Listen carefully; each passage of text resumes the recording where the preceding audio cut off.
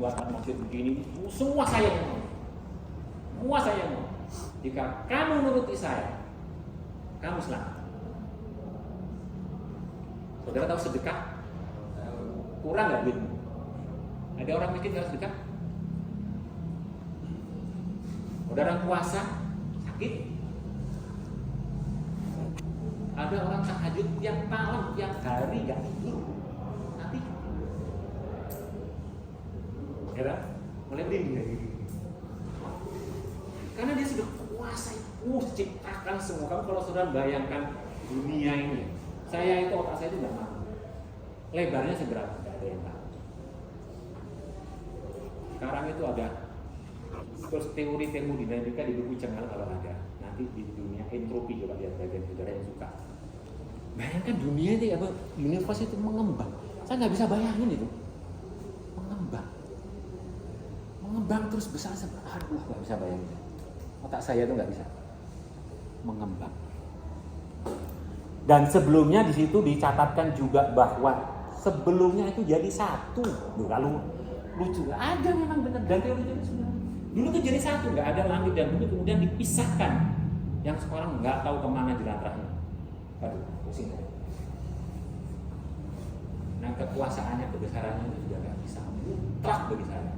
Saya nakal rasanya, boleh nakal. Tapi saya nggak bisa meninggalkan kekuasaannya. Dia harus ada, dia harus kuat, dia harus itu ya. Kemudian kuasa tambah mantap. Nakal manusia. Saya sadari saya nakal namanya gitu. Tapi saya nggak mau meninggalkan itunya. Kebesarannya, kekuasaannya itu nggak bisa. Karena saya bukan ilmuwan murni ya, pokoknya belajar. Kayak tadi itu belajar air, belajar atmosfer, iso gitu. Kok saya naik dewi? Nggak bilang gitu. Loh benar, saya bilang saya naik dewi. Sakarapku loh, bilang gitu. Sakarapku. Makanya itu dibilang maha kuasa. Kalau ada orba rezim bilang sakarapku kan itu jahat loh. Tapi kalau Tuhan itu memang benar begitu. Sakarapku. Terserah saya. Mau saya apain dunia ini, mau saya nggak ada kamu, nggak masalah. Ya kan? Nah itu dari situlah kamu nanti. Merinding saya begitu.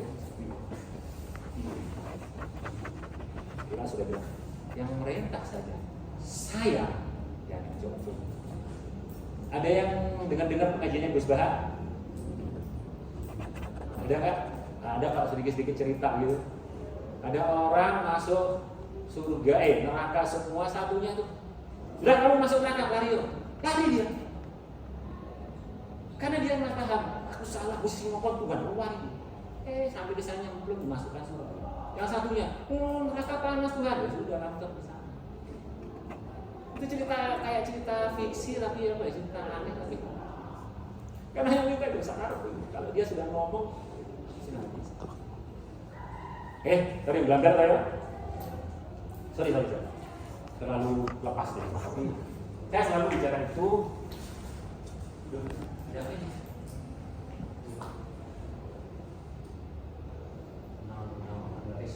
Ya.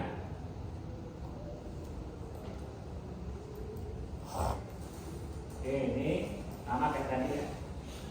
Ini sambil dari banyak buku dari internet dan sebagainya. Cuma ini menggambarkan bahwa atmosfer itu ternyata tidak linear. Yang kita bayangkan linear dengan suhu yang mungkin semakin ke atas semakin rendah karena dia jauh dari bumi. Kita enggak. Kita dia buat sesuatu yang kita sendiri belum tahu rahasianya. Ini masih harus dicari. Siapa tahu dari saudara nanti tahu maksud dan tujuan bentuk daripada profil atmosfer bumi. Ya. Ini banyak versi atmosfer kita itu, ada yang mengatakan kalau ada 80, nggak tahu, ini sudah bisa diketahui nih dengan teknologi yang semakin canggih, mungkin yang lebih lama. Ada yang mengatakan 650 km gitu ya, sekitarnya dan sekitarnya. Nah, kemudian yang ini kemarin hubungannya dengan tekanan penguapan dan oke. Nah ini kalau ini suatu fluida, maka dia merupakan fungsi ketinggian. Semakin dalam dia semakin tinggi. Dimana tekanan itu merupakan fungsi daripada intensitas kalau gravitasi bergerak.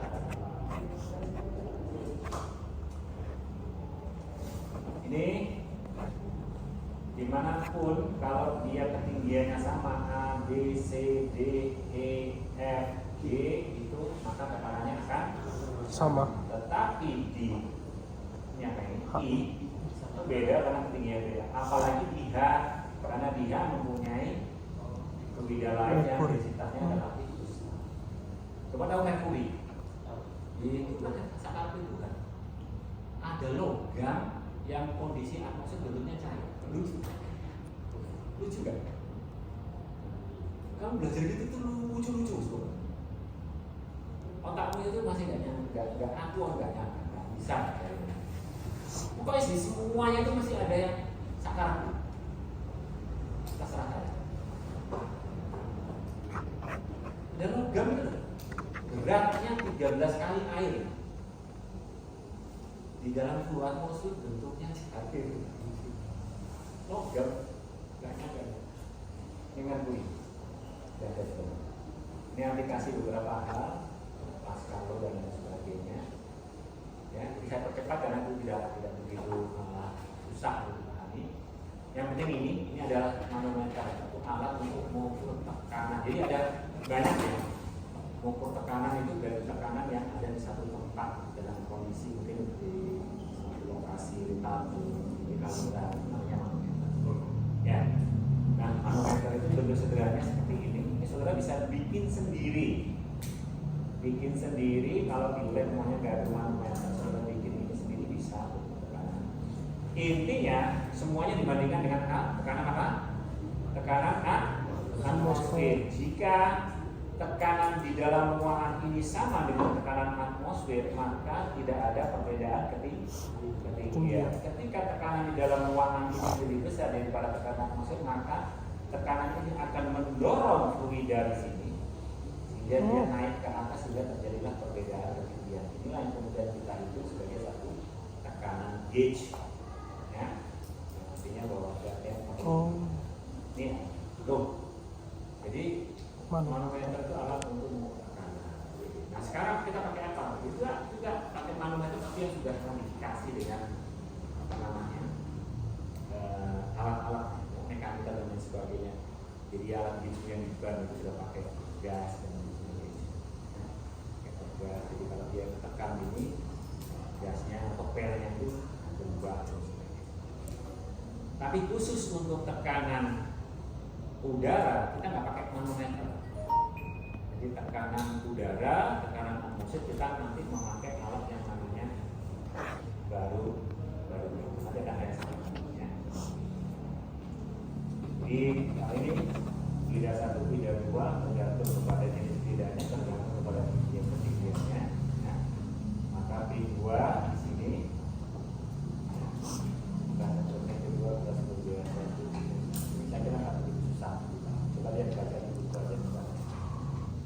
tetapi jika ya, ini aliran, ini ada fluida mengalir, ya, ini pakai diferensial itu artinya bahwa dia agak relatif lebih peka, karena biasanya di dalam aliran apalagi aliran yang kecepatannya tidak tinggi, maka perbedaan tekanan di titik 1 dan titik 2 itu kemungkinan itu tidak begitu besar, dan kita pakai diferensial. Jadi ini nyata. Dalam hal ini, seperti saya katakan tadi bahwa ketika satu fluida bersentuhan dengan benda padat, apa yang terjadi?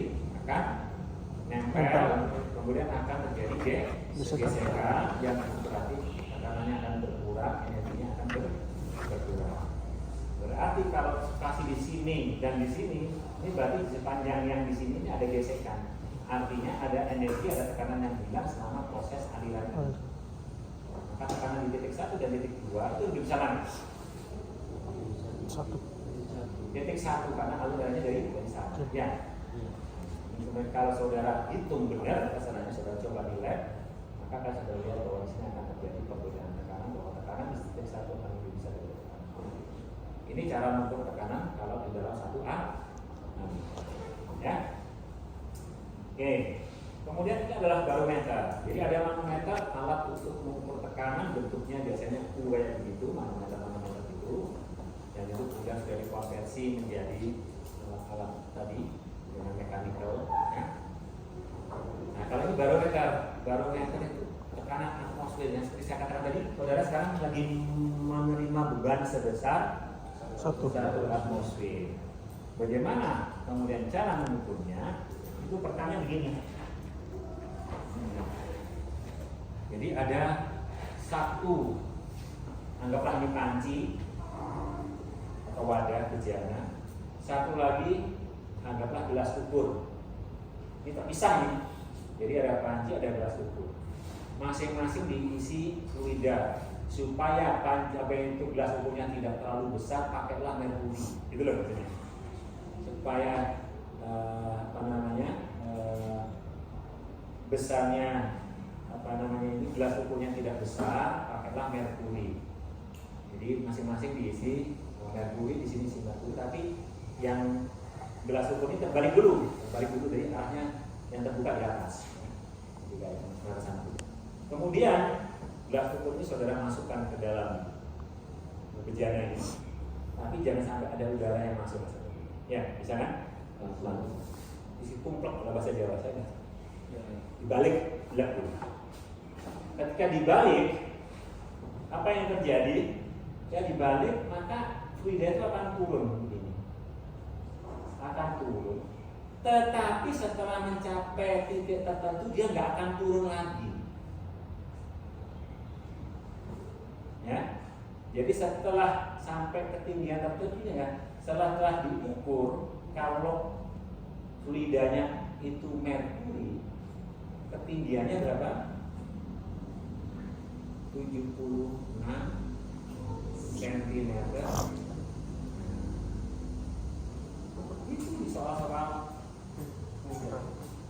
keluar itu biasanya ya. Itu maksudnya begitu. Jadi tekanan atmosfer itu besarnya sekitar 76 cm. Itu kalau fluidanya merkuri, karena berat tadi itu. Kalau fluidanya air, masih ingat nggak kira-kira berapa besarnya gelas itu? Gelas ukurnya ini 10 meter. Di mana densitasnya lebih kecil lagi, maka gelas ukurnya akan semakin besar. Untung ada merkuri. Ya, paham ya di sini. Jadi kalau ini merkuri itu besarnya setelah ditumpuk bulat itu turun, tapi setelah sampai ke sana tetap ketahan oleh tekanan atmosfer. Jadi di sini 1 atmosfer, di sana 1 atmosfer gitu menahan ini supaya dia tidak turun. Maka ini nanti dihitung hal ini sebesar kalau itu merkuri adalah 76 cm atau 760 mm. Itu awalnya. Kalau kemudian fluidanya itu diisi dengan air, di mana air dan merkuri itu kurang lebih berapa? 13 kali kalau ya. Ini saya 13 kali. Kalau 76 kali 13 ya 10 meter. Ya. 13,6 masalah. Itu. Ya. Itu kalau diisi fluida lain namanya maka itu bisa lebih. Itu tergantung pada densitas. Dari sini masih ada yang bertanyakan itu? Please silakan. Ya. Ini saya punya pertanyaan terkait video yang tadi sama tekanan kan di video kan semakin ke bawah tadi kan tekanannya semakin besar. Nah itu kalau konsepnya angin puting beliung itu kenapa kalau maksudnya kan kalau kecil berarti kan dia kan angin puting beliungnya kecil dia kan jadi itu menerima tekanan yang besar gitu. Angin puting beliung itu kan menerima tekanan yang besar. Maksudnya nggak besar banget gitu angin puting beliung itu kan susah untuk tapi itu bisa langsung di kasarannya tuh bisa langsung dihilangkan ya kayak di yang lalu di ya pokoknya kalau di serut gitu itu bisa langsung hilang. Nah kalau yang besar itu kenapa nggak langsung? Saya masih belum menerima kontak. puting beliung itu kamu anggap sebagai akibat perbedaan tekanan. Iya.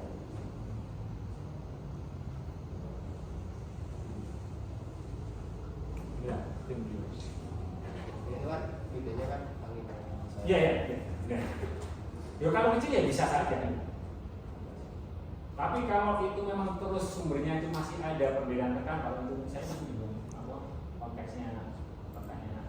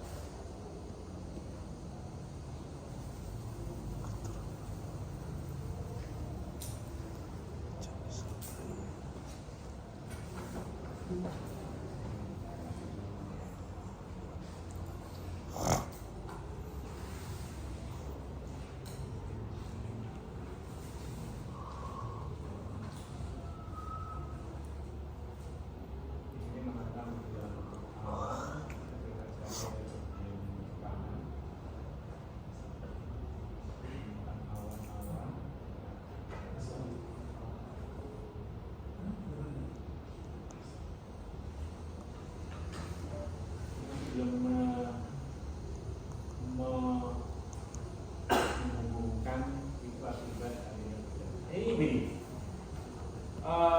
Intinya dasarnya bahwa terjadi aliran itu karena terjadi perbedaan tekanan. Yang kita belum bicara masalah itu. Kalau umpamanya pintu ini saya buka di sana tekanan kosong, maka akan terjadi aliran dari sini.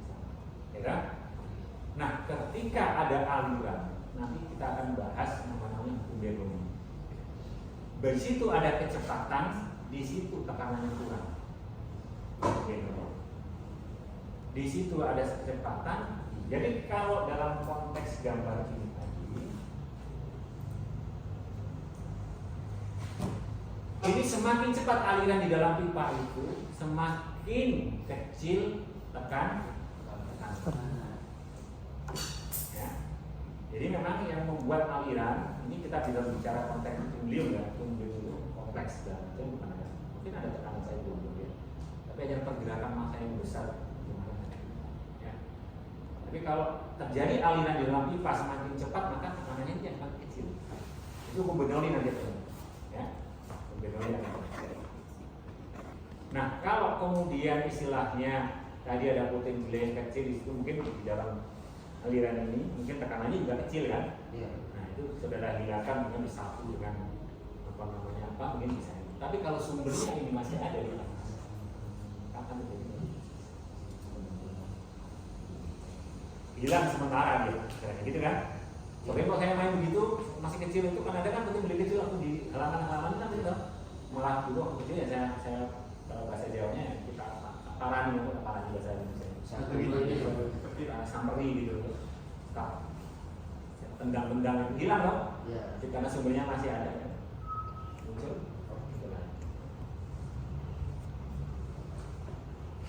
kita samperin, Oke, terus ini, nah inilah kalau tadi itu bicara sedikit mengenai lidar statis tekanan atmosfer awan gitu ya. Kita punya pembahasan itu yang urutannya begitu. Nah, sekarang kita baru mempunyai definisi fluida statis. Ya, fluida statis selalu biasanya berhubungan dengan fluida ekspres, selalu berhubungan dengan fluida yang diam. Itu pasti. Ya, jadi kalau ada air di panci, ada air di gelas, ada air di kolam, ada air di danau, kita bisa katakan bahwa itu adalah fluida statis. Tapi adakah yang tidak statis dalam tanda kutip, dia ada pergerakan tapi dia kita kategorikan sebagai statis? Itulah definisinya di sini. Ya. Ternyata saudara lihat ini seperti saya katakan nempel di dinding kecepatannya 0. Kemudian jarum dinding ada kecepatannya ya, lebih kecil, lebih besar, ini lebih besar sampai satu dapat sampai. Nah, kecepatan yang berbeda inilah yang kita sebut dengan layer-layer. Jadi ada lapisan-lapisan kecil kasarannya tipis gitu, layer-layer yang mempunyai perbedaan kecepatan antara di titik ini dengan di titik ini kecepatannya beda. Nah, sekarang konteksnya kemudian kalau ada satu gelas, ini kita aduk kayak bikin teh, ya, kita ambil sendernya, suatu benda yang tercelup di dalam air yang kita putar itu, apakah itu masih dalam kategori fluida statis? Jawabannya iya. Kenapa? Karena nah, saya cari gambarnya ya. Yang enak.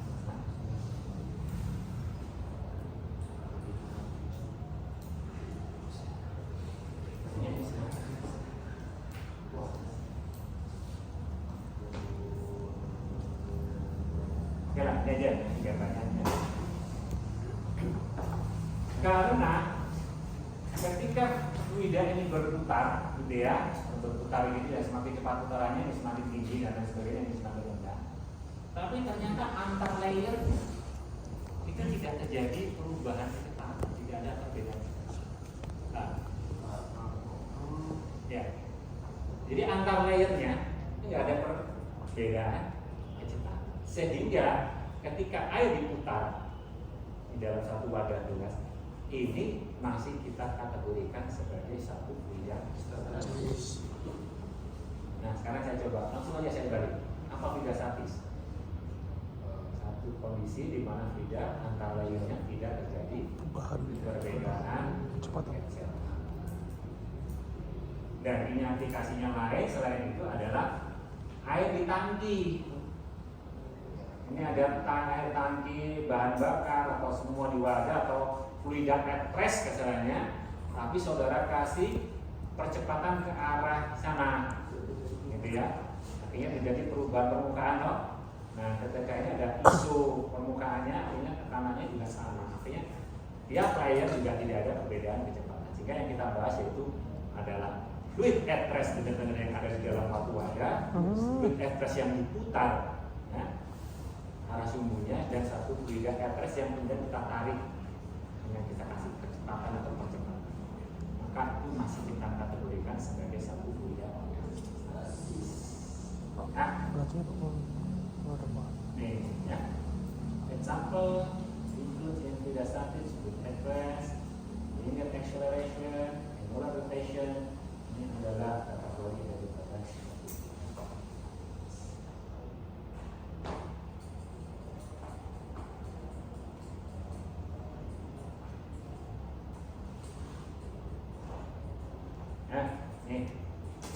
contohnya ini.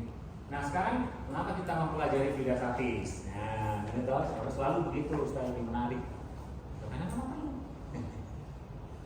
Jadi saudara bangun gedung dengan bangun bendungan beda. Sebenarnya gitu kan? Gedung. Kalau gedung itu kasarnya sekarang ini apa? Kalau kita hubungkan dengan tekanan tadi, tekanan yang terjadi kan sama, satu atmosfer. Tapi kalau bangun gedung, bendungan itu nanti diisi air yang semakin ke bawah, tekanannya akan semakin besar, beda. Gitu loh. Sehingga kenapa kita mempelajari itu? Karena kita bikin ini bendungan ini atasnya sempit, ke bawahnya lebar, gitu kan? Anda pernah lihat film GoldenEye, James Bond, dia terjun ke bawah itu, bayangkan aja bagian atasnya itu bisa dilalui mobil dua arah, bawahnya semakin melebar. Itu satu pabrik sampai habis itu untuk bikin gedung, makanya ini mahal. Ya, surveinya luar biasa, lokasinya, debitnya berapa, dan sebagainya, nanti ketinggiannya akan berapa, berarti tekanannya nanti akan sekian. Kalau sekian saya membuat konstruksi besinya harus sekian, bahan jumlahnya sekian dan sebagainya akan berkurang. Mahal banyak, tapi fungsinya luar biasa bergunanya. Ya. Di supaya tidak banjir. Benar, karena air kosong musim hujan ditampung, gitu lah. Sudah ada kemarau, alirkan. Belum lagi kalau itu bisa digunakan untuk